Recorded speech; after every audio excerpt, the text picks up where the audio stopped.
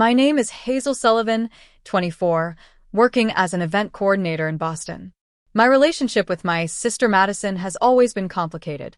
When she invited me to join her and her friends on an Italian vacation, I reluctantly agreed, hoping to mend our bond. I never imagined they would abandon me in Montalcino after a heated argument, with no wallet, dead phone, and zero way home. That cruel joke transformed me in ways I never expected. Before I share this journey, let me know where you're watching from the comments, hit that like button, and subscribe to join our community of travelers and survivors. Growing up, I was always the quiet sister. Madison, 8 years my senior at 32, commanded every room she entered with her confidence and charisma. Our parents adored her, their golden child who excelled at everything from academics to social politics. I existed in her shadow, the anxious afterthought who could never quite measure up. Our childhood was marked by countless incidents that established our roles. When I was 7, Madison convinced me to give her my birthday money because she needed it more. At 10, she accidentally deleted my science project the night before it was due because she needed the computer. By 14, I had accepted my position as her personal cheerleader, never the star of my own story. Our parents reinforced this dynamic daily. Dad would beam with pride at Madison's softball games while merely glancing at my art displays. Mom would interrupt my stories at dinner to ask Madison about her day. When Madison graduated law school, they gifted her a car. When I finished college with honors, I received a gift card. Despite this history, I had been working hard to build my independence in recent years. My job at Eclipse Events allowed me financial freedom, even if the pay wasn't spectacular. I had my own apartment, albeit small and partially subsidized by my parents. I had started therapy, learning to recognize my worth beyond Madison's approval. I was making progress, slowly cultivating self-confidence, like a fragile seedling. Then came the surprise invitation. Madison called one Sunday evening, her voice dripping with that familiar condescension masked as generosity. "Hazel, I'm planning a 2-week trip to Italy with Victoria, Samantha, and Brooke. We decided you should come. It'll be good for you to see how the other half lives." I knew Madison's friends well enough to be intimidated. Victoria Nash ran marketing for a major fashion label, Samantha Chun was a corporate attorney making partner at 30, and Brooke Williams was a plastic surgeon with a waiting list months long. They were Madison's mirror images, successful, beautiful, and casually cruel. "I don't know if I can afford it," I responded honestly. Madison laughed. "Just put on your credit card. It's Italy, Hazel. Normal people save their whole lives for this opportunity." That comment stung, but there was truth to it. When would I have another chance to experience Italy? And perhaps, in a new environment, Madison might see me differently. We might finally connect as adults rather than as the superior and inferior sisters we'd always been. I agreed, immediately calculating how many extra events I would need to coordinate to afford this trip. For 3 months, I took every overtime opportunity, skipped lunches, and canceled my therapy sessions to save money. I lived on ramen and discount groceries, determined to show Madison I belonged in her world. A week before departure, Madison insisted we go shopping for appropriate attire. The boutique she selected had no price tags, which I learned was because if you have to ask, you can't afford it. As I tried on a simple sundress, Madison wrinkled her nose. "That makes you look boxy. Try something slimming," she suggested, handing me a black sheath dress that cost more than my monthly rent. I bought it anyway, using the emergency credit card I had promised myself I wouldn't touch. The night before our flight, our parents hosted a family dinner. Mom spent the evening asking Madison about her itinerary, gasping with delight at each mention of 5-star hotels and exclusive restaurants. Dad poured expensive wine and toasted Madison's generosity in including her sister. I smiled through it all, focusing on the breadstick in my hand rather than the familiar knot in my stomach. Our flight to Rome departed at noon the next day. As the plane lifted off, Madison and her friends clinked champagne glasses in first class. I sat in economy, nursing a ginger ale, my anticipation mingled with anxiety. Looking out at the clouds, I allowed myself to hope that this trip might be the beginning of something new between us. How wrong I was. Rome greeted us with brilliant sunshine and chaotic energy. Madison had arranged a private car from the airport to our hotel near the Spanish Steps, where the doorman greeted her by name despite this being her first visit. The magic of Madison, I thought. Even strangers treated her like royalty. Our first days were a blur of tourist attractions viewed through a lens of luxury. While I wanted to wander the streets and absorb the atmosphere, Madison and her friends followed a rigid itinerary of exclusive experiences. We had a private tour of the Vatican before opening hours, dinner reservations at restaurants so high-end they didn't display menus, and shopping excursions where the women dropped thousands on designer items while I pretended to browse. "Hazel, do keep up," Victoria would call when I lingered too long at a street artist display. "We have reservations in 20 minutes. My attempts to fit in fell flat. When I expressed awe at the Colosseum, Samantha rolled her eyes. "It's just old stones, honey. Wait until you see the Bulgari flagship store. That's impressive architecture." I tried connecting with each friend individually, hoping to find common ground. With Brooke, I asked about her medical training, genuinely curious about her journey. She answered in clipped sentences before turning the conversation back to her recent breakup with a neurosurgeon. With Victoria, I complimented her fashion sense, only to receive a pitying look and the comment, "You could look decent too with the right guidance and budget." By our fourth day, I had started sneaking away during free time to explore on my own. While Madison and her friends had spa treatments or napped off champagne lunches, I wandered through narrow streets, discovering tiny cafes and family-owned shops where locals greeted me with warm smiles. At one such cafe, I met Lorenzo, an elderly owner who spoke excellent English from his years working in New York. He served me the best espresso I'd ever tasted and shared stories of Rome beyond the tourist attractions. When I returned to the hotel 3 hours later, Madison was furious. "Where were you? We texted you about aperitivo at the rooftop bar." "I was exploring, meeting locals. The cafe owner told me about." "We didn't come to Italy to talk to random old men," Madison interrupted. "This is embarrassing, Hazel. My friends think you're being deliberately antisocial." That night, I skipped the group's reservation at a Michelin-starred restaurant to attend a local festival Lorenzo had told me about. In a piazza lit by string lights, I ate street food, attempted conversation in broken Italian, and danced with elderly couples who seemed delighted by my enthusiasm. For the first time since landing in Italy, I felt joy. When I returned to our hotel, Madison was waiting in my room. "You missed an important dinner," she said coldly. Samantha's client joined us. He's a film producer who works with major celebrities. He could have been a valuable connection for your little event planning career. I was experiencing authentic Italian culture. I replied, the festival's happiness still buoying my confidence. "Authentic." Madison laughed. "You think eating cheap food with tourists is authentic? This is exactly why you're still planning baby showers while I represent multinational corporations." The comment stung, but something had shifted in me. Maybe I like planning celebrations that make people happy instead of negotiating contracts that make them miserable. Madison's eyes narrowed. "Don't forget who paid for half your plane ticket, Hazel. You're here because I allow it." That night marked a turning point. As we moved on to Florence, settling into a luxury villa in the hills, the divide between us grew. Madison became increasingly irritated by my independent explorations and growing confidence. What she had expected to be a trip where I followed gratefully in her wake was becoming something else entirely. The tensions built with each passing day, small disagreements escalating into loaded silences. When I chose a local trattoria over their preferred tourist trap, when I spent an afternoon sketching the Arno instead of shopping, when I befriended our villa's groundskeeper who taught me about Tuscan herbs, each independent choice seemed to personally offend Madison. Then came the trip to wine country, and with it, the moment everything would change. The drive from Florence to the Tuscan countryside revealed landscapes so beautiful they seemed painted.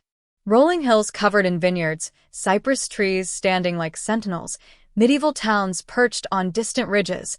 I pressed my face against the window of our rented Mercedes van, absorbing every detail while Madison and her friends discussed which wines would impress their colleagues back home. Montalcino appeared on the horizon like a postcard come to life. The medieval hilltop town, famous for its Brunello wine, consisted of narrow stone streets, ancient buildings with terracotta roofs, and sweeping views of the Val d'Orcia below. As our driver navigated the winding road up to the town center, I felt a strange sense of significance, unaware that this place would soon become the setting for my unexpected transformation. Our guide, Francesca, led us to an exclusive winery for a private tasting. The cellar, cool and dim, smelled of oak and earth as the proprietor described each vintage in passionate Italian, Francesca translating his poetic descriptions. While the others swirled, sniffed, and declared preferences with the confidence of connoisseurs, I asked questions about the production process, earning approving nods from our host. "Your sister has a genuine interest," he remarked to Madison in accented English. "Most visitors only care about the alcohol percentage." Madison's smile tightened. Hazel has always been fascinated by mundane details. After the tasting, we headed to a restaurant in the town square for lunch. The terrace offered panoramic views of the countryside, but the true beauty was in the simplicity of the food: pasta made that morning, vegetables from the garden behind the building, wine from vineyards visible from our table.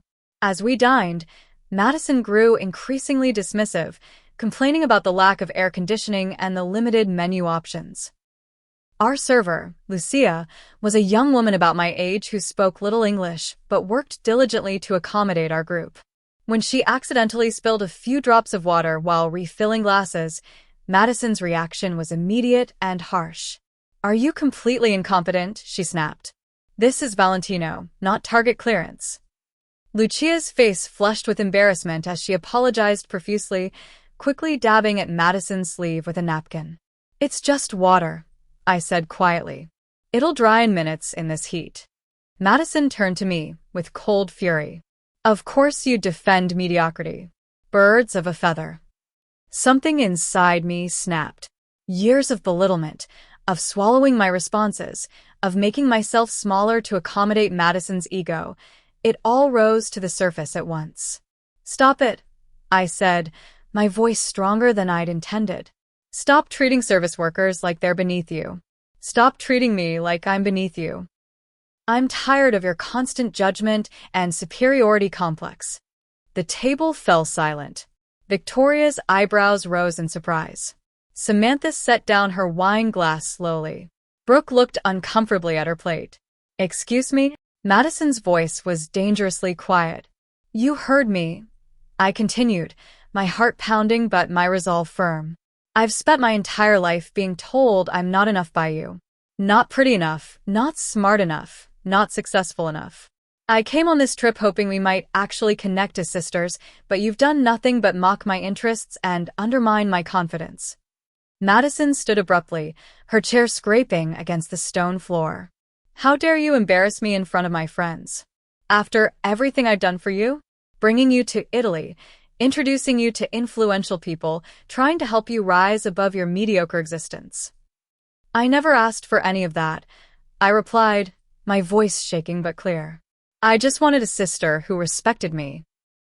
"Respect is earned," Madison hissed. "When you accomplish something worth respecting, perhaps I'll consider it." With that, she threw her napkin down and stormed off. Victoria and Brooke followed immediately, while Samantha lingered just long enough to throw some euros on the table before hurrying after them. I sat alone, shaking with adrenaline, torn between regret and a strange sense of relief.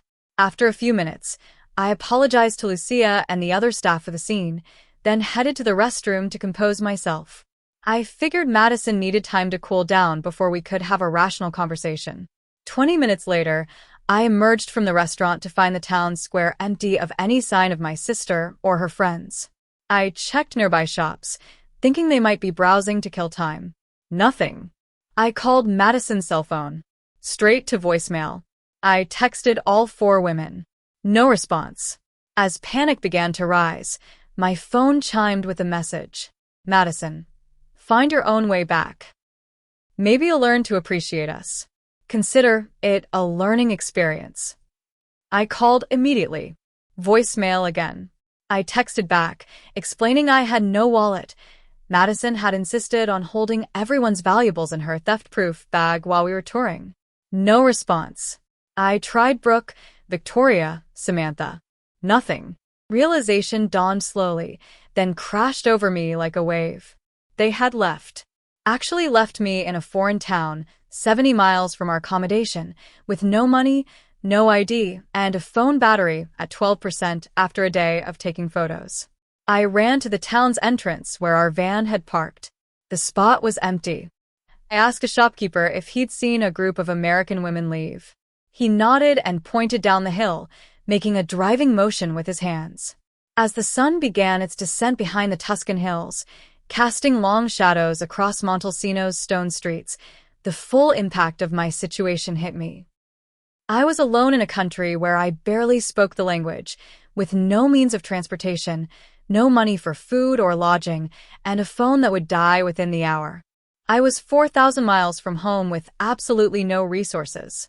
I sat on the edge of a fountain in the town square, trying to control my breathing as panic threatened to overwhelm me. Was this a joke? Would they return laughing at my fear? Or was this Madison's ultimate power play, abandoning me to prove how dependent I truly was? As darkness fell and my phone battery dwindled to 3%, I used my final moments of connectivity to send a message I hoped would reach someone, anyone who might help. Stranded in Montalcino, Italy. Sister left me. No money. Phone dying. Please contact American Embassy. I sent it to my roommate back home, to my boss, and as a last desperate measure, to my parents, though I knew they would likely side with Madison. Then my screen went black, and I was truly alone. I put my head in my hands and finally allowed myself to cry, the sound of water from the fountain covering my sobs as locals and tourists passed by, unaware of the broken American woman in their midst. The evening chill had begun to settle over Montalcino when I felt a gentle tap on my shoulder. I looked up to see an elderly woman with kind eyes and silver hair pulled into a neat bun. She spoke in rapid Italian, gesturing with concern at my tear-streaked face. Mi dispiace, non parlo italiano, I managed, one of the few phrases I'd picked up. I'm sorry, I don't speak Italian. The woman, who later introduced herself as Elena Ricci, persisted despite the language barrier. Through gestures and the universal language of compassion, she made it clear she wanted to help. When I showed her my dead phone and empty pockets, attempting to explain through pantomime that I had been abandoned, her expression shifted from concern to indignation. Americana? She asked, and I nodded. Sola? Alone. Another nod from me. Elena's decision appeared instantaneous. She took my hand and guided me through the winding streets of Montalcino to a small stone house with flower boxes in the windows. Inside, the home was modest but immaculately kept, with family photos covering the walls and the smell of tomato sauce lingering in the air. Elena offered me water and a seat at her kitchen table, then made a phone call. Within 20 minutes, a young woman about my age arrived, slightly out of breath as though she had hurried. Nana, what happened? She asked in Italian before turning to me. Hello, iam Gabriela, Elena's grandauge. I speak some English from university. You're having problem. The dam broke, and I explained everything through fresh tears, the trip with my sister, our fight, being abandoned without resources. Gabriela translated the essential points for her grandmother, whose face darkened with each detail. Your sister did this? Gabriela confirmed, clearly struggling to understand such cruelty. Left you with nothing in strange town? When I nodded, Elena burst into rapid Italian that needed no translation. Her tone conveyed everything. She was outraged on my behalf. You will stay here tonight, Gabriela declared, not a question but a statement of fact. Tomorrow we try to help. American Embassy in Florence can help with lost passport, yes? But it's weekend now, so Monday they open. The realization that I would be stranded for at least 3 days hit me anew. I had no way to contact my parents. I didn't know their phone numbers by heart, relying like most millennials on stored contacts. My roommate was traveling herself, and my boss would have no way to help me from across the ocean. That night, Elena set me up in what was clearly Gabriella's bedroom, despite my protests.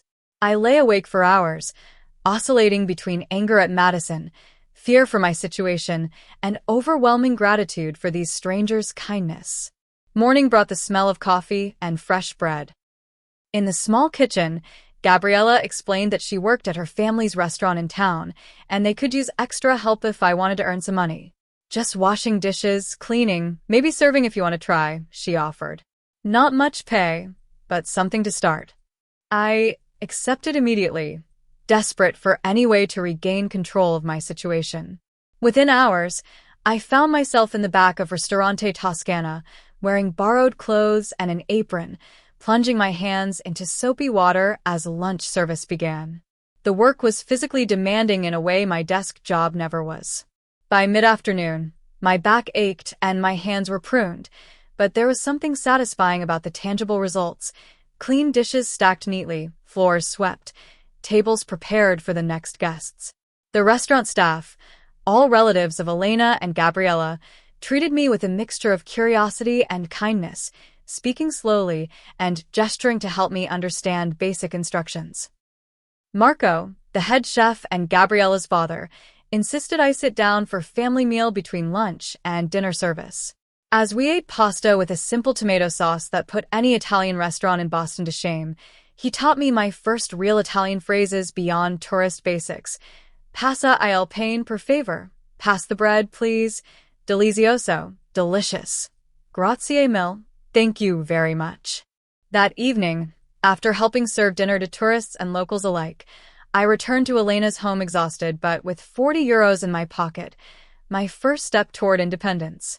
Elena refused to accept any money for my stay, instead sitting me down at her kitchen table, where she began teaching me to roll pasta dough for the next day's service. As my fingers clumsily attempted to mimic her expert movements, I realized I had experienced more genuine human connection in the past 24 hours than in 2 weeks with Madison and her friends. These strangers owed me nothing yet shared everything. The contrast was both heartbreaking and illuminating. Bene, bene, Elena encouraged as I finally produced a somewhat even sheet of pasta. Good. Her approval, though earned for such a simple task, filled me with a pride I hadn't felt in years. That night, as I wrote in a small notebook Gabriella had given me, documenting my experience while my phone remained dead in my bag, I made a decision. I would not merely survive this abandonment. I would use it as an opportunity to discover who I might be outside of Madison's shadow. By my third day in Montalcino, I had established a rhythm. Mornings helping Elena with household chores, learning Italian cooking techniques and language basics. Days working at the restaurant, gradually moving from dishwashing to food prep as my skills improved. Evenings exploring the town with Gabriella, who seemed genuinely interested in showing me her home through a local's eyes rather than a tourist's perspective. Small victories accumulated. Successfully taking a simple food order in broken Italian, navigating from Elena's house to the restaurant without getting lost, recognizing regular customers and remembering their preferences.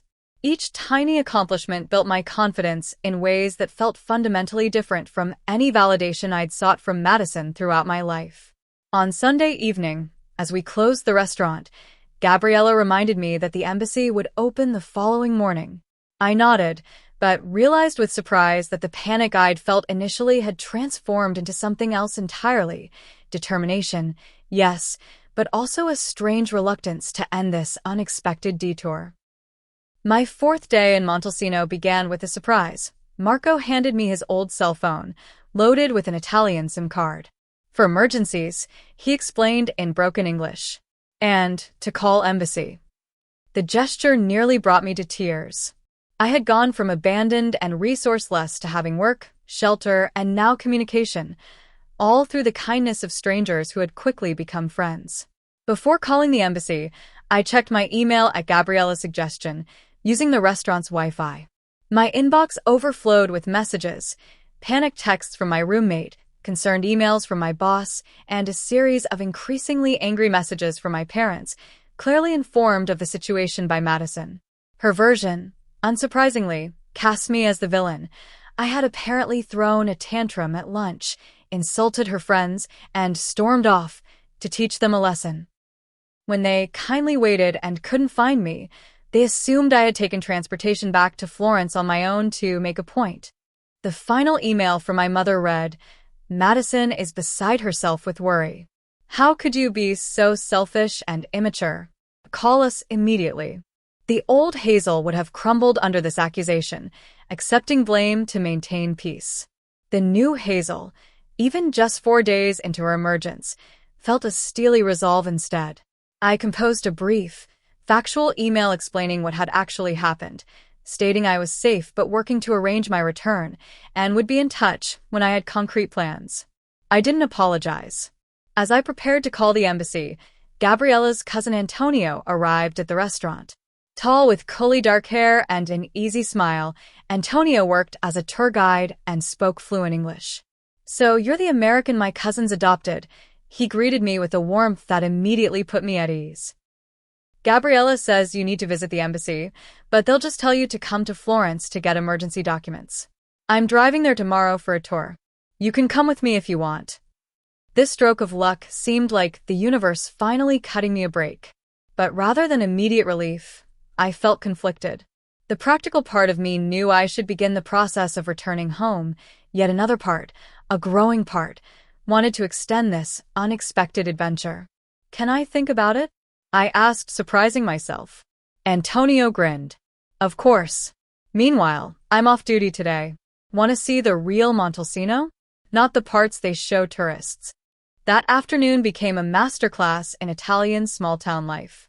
Antonio showed me ancient Etruscan walls predating Roman times, hidden gardens between buildings, and a tiny chapel with frescoes painted by a forgotten Renaissance artist. We visited his friend's vineyard, where I helped sort freshly harvested grapes, my hands stained purple by day's end. Americans rush through Italy checking sites off a list, Antonio observed as we sat on a stone wall overlooking the valley. 2 days Rome, 1 day Florence, half day here. They never know the places they visit. I thought of Madison's rigid itinerary, designed to maximize Instagram opportunities rather than experiences. I was doing exactly that before this happened. And now, he gestured to my grape-stained hands. Now I'm sorting Sangiove's grapes with a view that belongs in a museum, having conversations with actual Italians instead of other tourists. I laughed. Maybe getting abandoned was the best thing that could have happened to my trip. Antonio taught me to drive his manual Fiat on dusty back roads, laughing as I stalled repeatedly before getting the hang of clutch control. We picked fresh figs from a roadside tree, eating them warm from the sun. When an afternoon thunderstorm caught us, we sheltered in a centuries-old stone hut once used by shepherds. That evening, Antonio invited me to join his family for dinner. Unlike the stiff, performance-like meals with Madison and her friends, this was chaotic and joyful. 3 generations around a table passing dishes, talking over each other, arguing good-naturedly about politics and football. Though I understood only fragments of conversation, I felt more included than I had in years of family dinners back home. By the end of my 5th day in Montalcino, I had made my decision. When Antonio mentioned the Florence trip again, I asked if he could take me to the embassy to report my situation and get emergency documents, but explained I wasn't ready to leave Italy yet. "I want to stay in Montalcino at least until I earn enough for my own ticket home," I told him. "I need to prove to myself I can do this." Antonio nodded as though this made perfect sense. The best revenge is living well, no? Show your sister you don't need rescuing. The next morning, we drove to Florence, windows down and radio playing Italian pop songs Antonio translated for my benefit. At the American embassy, I explained my situation, providing my passport information which they verified in their system. They seemed skeptical of my decision to return to Montalcino rather than contact my family for immediate help, but couldn't deny I was an adult making a choice rather than someone in distress. "We can issue emergency travel documents when you're ready to return to the United States," the consular officer explained. "Just come back with at least 2 days' notice before your flight." On our return drive, Antonio took detours to show me vistas and villages tourists rarely saw. At one stop, an elderly artist was selling watercolor landscapes. When I admired his work, explaining I had always wanted to learn to paint, he gifted me a small set of watercolors and a brush. Per la bella americana, y Said. For the beautiful American. That evening, while Elena prepared dinner, I sat in her garden attempting to capture the sunset over the Tuscan hills with my new paints. The results were amateur at best, but the process absorbed me completely. When Elena called me for dinner, I realized 2 hours had passed in what felt like minutes, a state of flow I rarely experienced in my scheduled, approval-seeking life back home. Day 7 brought a development I hadn't anticipated. While serving lunch at the restaurant, I looked up to see a police officer speaking with Marco, who gestured toward me with a concerned expression. Officer Bianchi spoke enough English to explain. Your sister report you missing. Say you have mental problems. Run away. My stomach dropped. Of course Madison wouldn't accept being cast as the villain. She had to regain control of the narrative. With Antonio translating, I explained the actual situation. The officer seemed uncertain until Gabriella, Elena, Marco, and several restaurant regulars all vouched for me, describing how I had become part of their community over the past week. Perhaps you call your parents from police station, Officer Bianchi suggested. Show them you are safe, not kidnapped or crazy.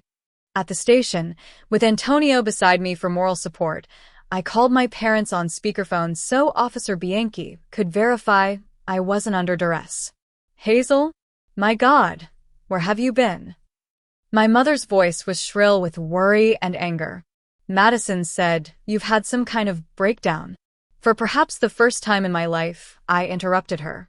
Mom, ai fine. I'm safe. I'm speaking to you from the police station in Montalcino to verify that I'm here voluntarily. Madison abandoned me here, without money or phone after an argument. I've been working at a restaurant and staying with a local family. That's not what Madison said happened. My father interjected.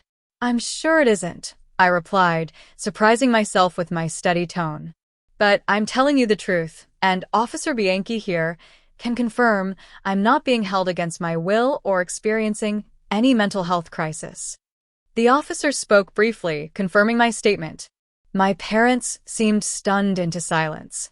I've decided to stay in Italy until the end of our original 2-week plan, I continued. I've made friends here, I'm learning Italian cooking and language, and I'm earning money for my return ticket. This is my choice. But Madison and her friends are worried sick. They've been looking for you. They know exactly where they left me, I said firmly. If they contact you again, tell them I'm safe and will return to the States when I'm ready.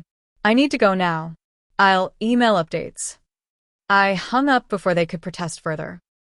Antonio looked at me with newfound respect. That was, how do Americans say it? Badass. I laughed, feeling lighter than I had in years. I think I just stood up to my family for the first time in my life. That evening, I wrote a letter to Madison, which Antonio promised to mail from Florence. Madison, I am safe in Montalcino where you left me. I have found work and housing with kind locals who showed more humanity to a stranger than you did to your own sister.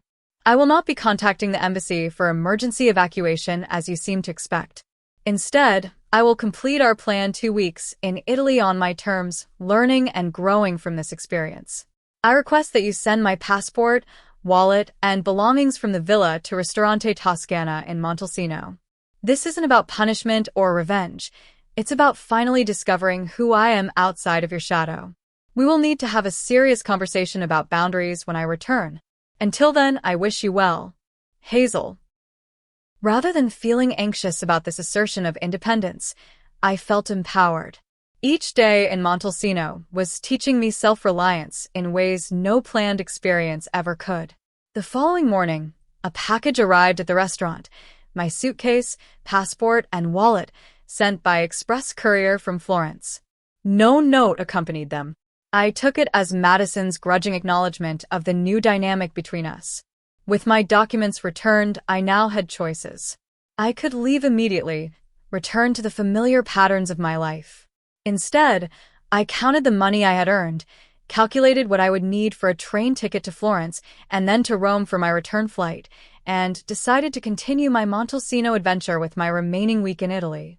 That decision marked the true beginning of my transformation, not a choice made from necessity, but from desire. Not a reaction to abandonment, but an active embrace of opportunity. As my second week in Montalcino began, I fell into a rhythm that felt surprisingly natural. Mornings helping Elena in her garden, learning the names of herbs in Italian. Days working at the restaurant, now confidently taking orders and serving customers with basic, but improving language skills. Evenings exploring with Antonio and Gabriella or sketching the town's medieval architecture with my watercolors. Physical changes were becoming evident. My arms stronger from carrying trays and kneading dough, my skin tanned from outdoor work, my posture more confident. But the internal shifts were more profound. I no longer flinched when making decisions without seeking approval. I didn't apologize for taking up space. I expressed opinions without prefacing them with, "I might be wrong," but. On my 9th day, I received a letter at the restaurant, delivered by courier. The handwriting on the envelope was unmistakably Madison's perfect penmanship. I took it to the small courtyard behind the kitchen to read privately. "Hazel, I hope this finds you well. I've spoken with Mom and Dad, who confirm you're determined to continue this independent streak. While I maintain that you overreacted to a simple disagreement, perhaps I should have handled the situation differently. We're concerned about your decision to remain with strangers rather than accepting family help. Please reconsider your position and contact us to arrange your return. The family name doesn't need additional embarrassment from this incident. Madison." The non-apology was so typical that I almost laughed. No acknowledgement of abandonment, no recognition of the cruelty involved, just concern about family reputation and a begrudging admission that she perhaps could have acted differently.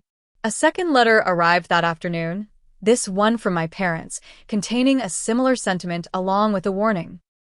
"If we don't hear from you confirming your return plans within 24 hours, we'll be forced to escalate this situation to authorities." The threat might have terrified the old Hazel. The new one recognized it as a desperate attempt to regain control.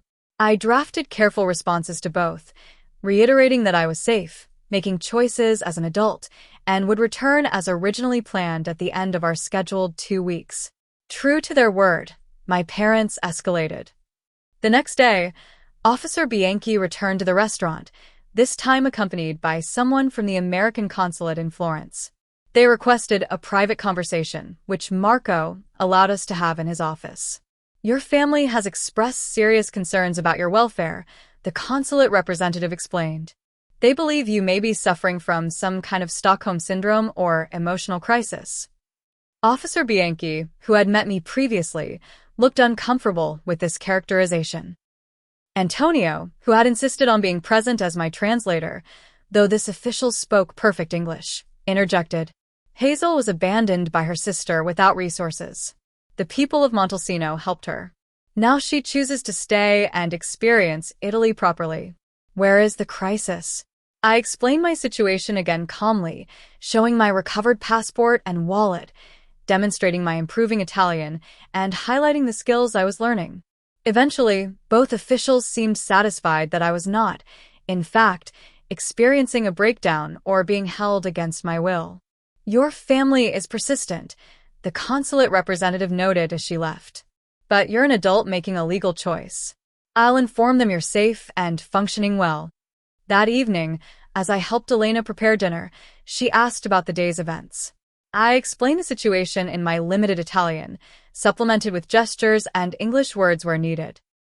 Elena's response was limited by our language barrier, but her warmth was unmistakable as she patted my cheek and said, "Famiglia e ci ama veramente."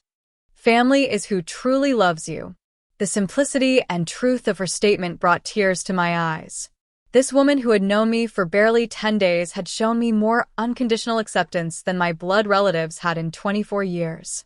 That night, I wrote in my journal, mapping out a plan for my return to the United States. I would not go back to my parents' sphere of influence or my shared apartment. I would not resume my position as Madison's shadow. I would find my own place, even if it meant temporarily staying in a hostel. I would continue the independence I had discovered in Montalcino. As my final days in the small Italian town approached, I felt a growing sadness at the thought of leaving. One evening, sitting in the town square with Antonio, I confessed this feeling. I've known you all for less than 2 weeks, but I feel more at home here than I ever did in Boston. Antonio nodded thoughtfully. Some places and people recognize parts of ourselves we didn't know existed. Italy has been doing this to visitors for centuries. Is that why you stayed? I asked. Gabriella mentioned you studied in America for a while. I did business degree from NYU. Everyone expected me to stay there, work for a multinational company, make lots of money. But I returned because my heart is here. He gestured to the medieval town around us. Success isn't always what others define it to be. His words resonated deeply. All my life, success had been defined by Madison's standards: prestigious career, high salary, influential connections. Here in Montalcino, I had discovered different metrics: genuine connection, creative expression, self-reliance, joy in simple pleasures. On my 12th day, Gabriella invited me to participate in a local wine festival. The restaurant had a booth, and they wanted me to help serve traditional Tuscan appetizers to visitors. Marco had even printed a special menu card listing me as our American chef in training. The festival hummed with energy, local musicians playing traditional songs, children running between booths, elderly couples dancing in the square. As I arranged bruschetta on serving platters, explaining the toppings to tourists in my improving Italian, I realized I had never felt more present or purposeful. That evening, after the festival closed, the restaurant staff gathered for a late dinner. Marco raised his glass in a toast to Hazel, who came to us by accident but stays by choice. You are always welcome in Montalcino. The simple acceptance brought a lump to my throat. These people had seen me at my most vulnerable, abandoned, penniless, lost, and had responded not with judgment, but with open arms. As my final day in Montalcino dawned, I woke early to watch the sunrise from the town walls. The Tuscan landscape spread before me, vineyards and olive groves bathed in golden light. I had arrived here broken and helpless. I would leave whole and capable. I had earned enough for my train ticket to Florence, where I would stay one night before continuing to Rome for my flight home. I had even saved a small amount extra, enough to buy a proper gift for Elena, whose generosity had asked for nothing in return. At the small jewelry shop in town, I selected a silver pendant of the Montalcino town symbol. The shopkeeper, who had heard my story from his wife, a regular at the restaurant, insisted on adding a small charm in the shape of a key. For new beginnings, he explained in broken English. My last evening in Montalcino, Elena and her family hosted a goodbye dinner. The table overflowed with dishes I had learned to prepare during my stay: paisai pasta with ragu, roasted vegetables from Elena's garden, Florentine steak, and cantucci cookies for dipping in vin santo. As we ate, each person shared a memory from my stay. Gabriella recalled my first attempts at taking orders, laughing at how I had confused fungi, mushrooms, with fuochi, fires. Antonio described my determination learning to drive his manual car on steep Tuscan roads.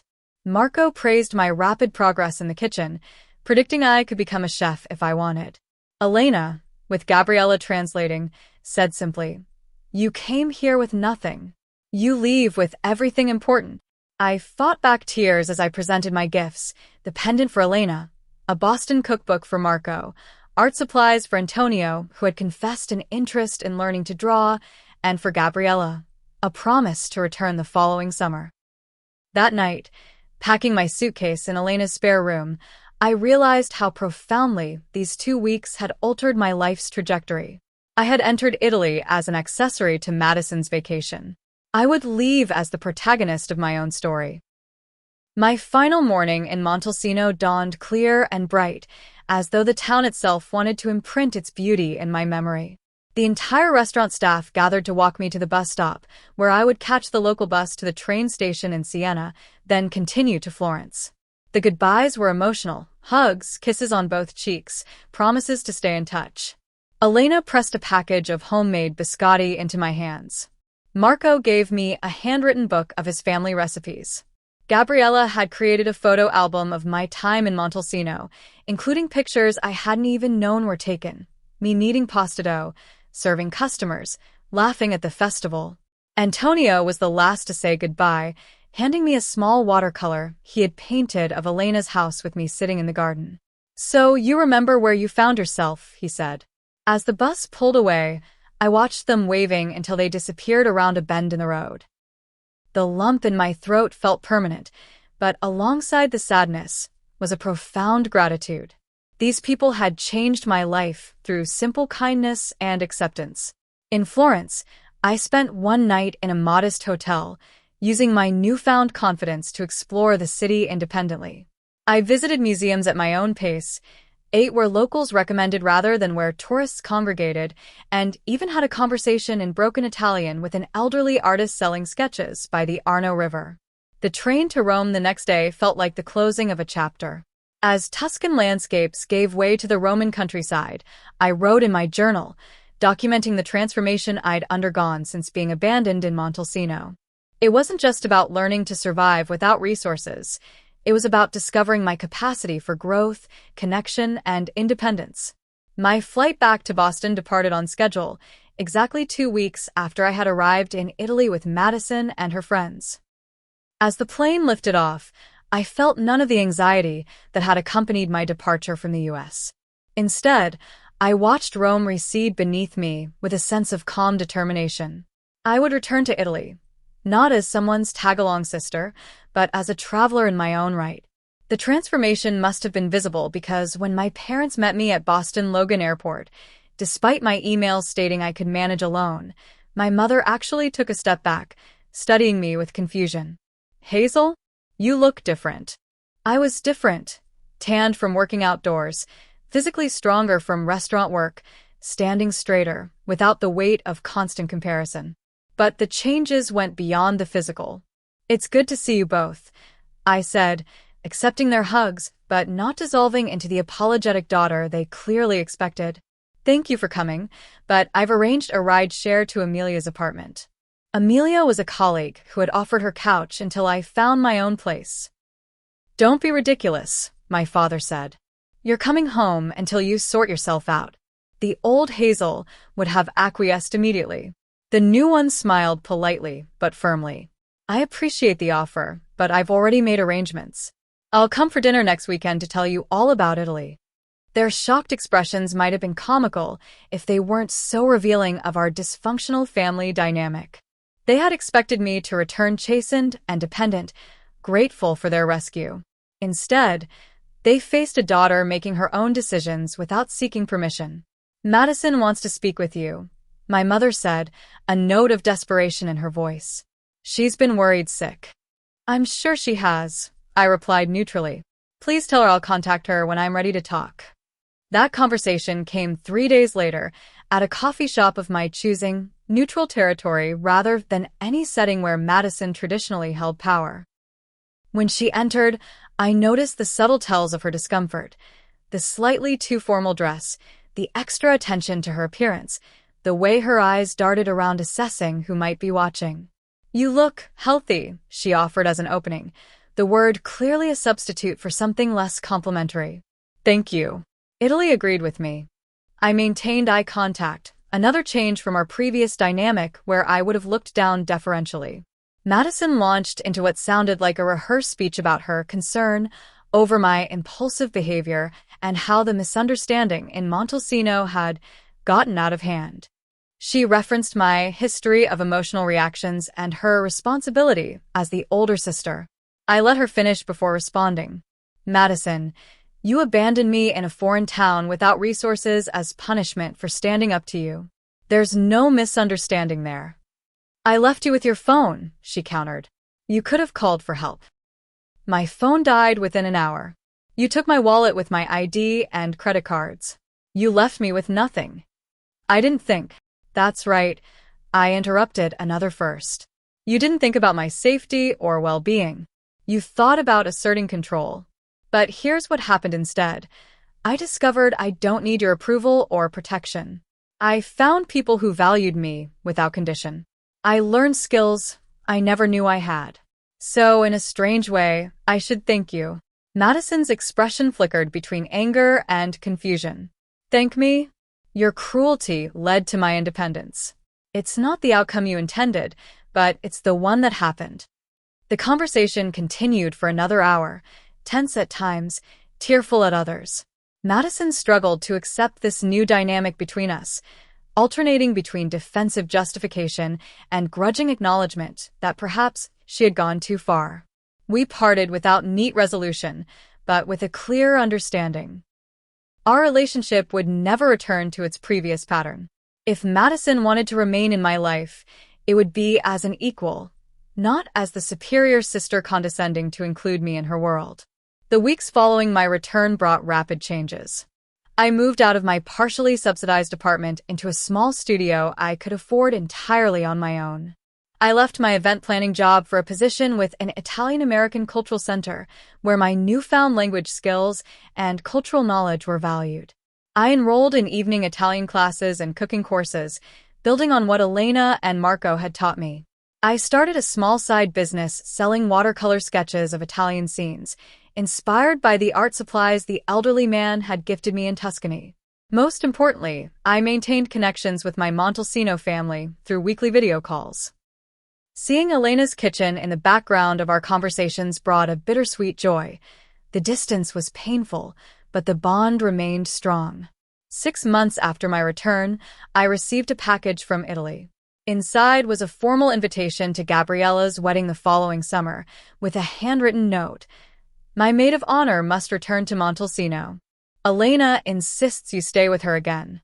That evening, I booked a one-way ticket to Italy for the following June. Not a round trip with a predetermined return date, but an open-ended journey that might last weeks or months. The certainty that I could navigate whatever challenges arose, language barriers, logistical complications, unexpected detours, was perhaps the greatest transformation of all. My final conversation with Madison before my departure was surprisingly civil. Time and distance had allowed her to recognize, if not fully admit, the toxicity of our previous relationship. So, you're really moving to Italy? She asked over lunch. Not permanently, at least not yet. I'm going for Gabriella's wedding and staying through the summer. After that, I'll decide what feels right. Madison nodded slowly. I never thought you'd be the sister living abroad, making adventurous life choices. Neither did I admitted. That's the thing about being abandoned in a foreign country. You either discover what you're capable of or you break. I'm grateful I discovered instead of broke. Madison winced at the directness, but didn't argue. I was wrong, she said finally, the closest she'd come to a genuine apology. What I did was cruel and dangerous. Yes, it was. I agreed, neither absolving her nor condemning her. But I've made peace with it because it led me here. Sometimes the worst experiences bring the best transformations. As I packed for my return to Italy, I found the small silver key charm the Montalcino jeweler had added to Elena's pendant. For new beginnings, he had said.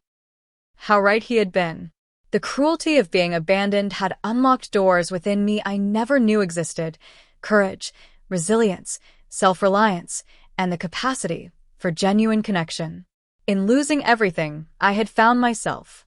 My journey began with abandonment, but ended with choice. My sister left me in a small Italian town after a fight, thinking she was teaching me a harsh lesson in dependence. Instead, she gave me the unexpected gift of discovering who I truly was when stripped of everything familiar. I made it back changed, not because I had to, but because I chose to become someone new. Have you ever experienced a moment that seemed devastating but ultimately led to positive transformation? Share your story in the comments below. If this journey of finding strength in unexpected places resonated with you, please like, subscribe, and share with someone who might need to hear that sometimes our greatest challenges lead to our most beautiful discoveries. Thank you for joining me on this journey, and remember that sometimes getting lost is the only way to truly find yourself.